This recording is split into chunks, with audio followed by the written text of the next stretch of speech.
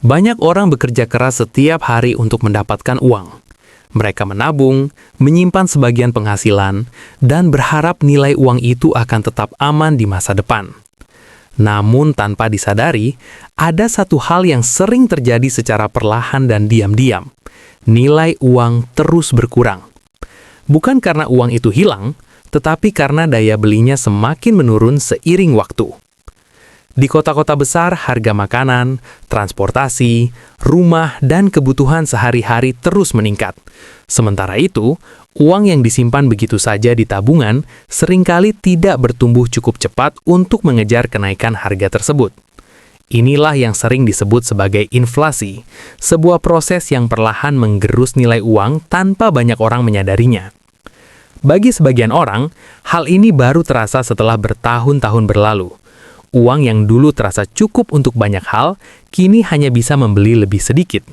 Banyak orang mengira mereka aman karena memiliki tabungan. Padahal sebenarnya nilai kekayaan mereka perlahan menyusut. Namun orang-orang yang memahami cara kerja keuangan biasanya mengambil langkah yang berbeda. Mereka tidak hanya menyimpan uang, tetapi juga melindungi nilai kekayaan mereka melalui berbagai aset. Bagi mereka, uang bukan hanya sesuatu yang disimpan, tetapi sesuatu yang harus dikelola dengan bijak, agar nilainya tidak hilang secara perlahan tanpa disadari.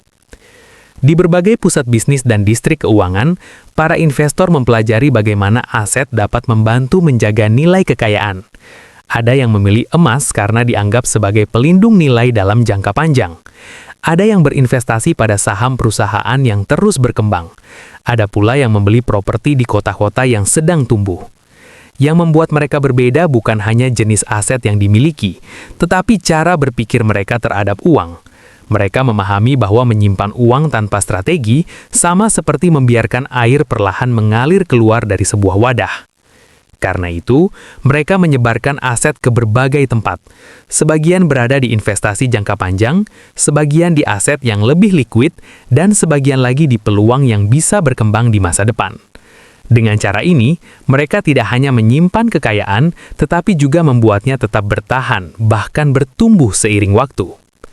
Di balik semua strategi tersebut, ada satu prinsip sederhana yang sering dipegang oleh banyak orang kaya. Uang harus bekerja. Ketika uang hanya diam, nilainya perlahan bisa terkikis. Tetapi ketika uang ditempatkan pada aset yang tepat, ia bisa bergerak bersama perubahan ekonomi. Memahami hal ini membuat seseorang mulai melihat uang dari sudut pandang yang berbeda. Bukan sekedar sesuatu yang disimpan di rekening, tetapi sebuah alat yang harus dikelola dengan bijak agar nilainya tidak hilang secara perlahan tanpa disadari.